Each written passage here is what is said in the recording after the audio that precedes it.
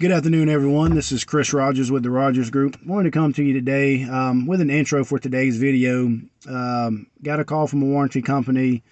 The customer said that the dryer was not starting. Go out there, run through my diagnostic process. Turns out it was a bad thermal fuse. And for those of you who don't know, a thermal fuse is just a inline fuse that if something malfunctions with the machine, gets too hot, overheats, anything like that, thermal fuse blows to prevent any further damage from happening to the dryer.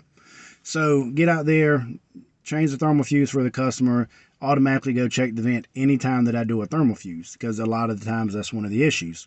So as you'll see in today's video, the amount of lint that came out, it was maybe a 14-15 foot run of dryer vent, which really wasn't too bad.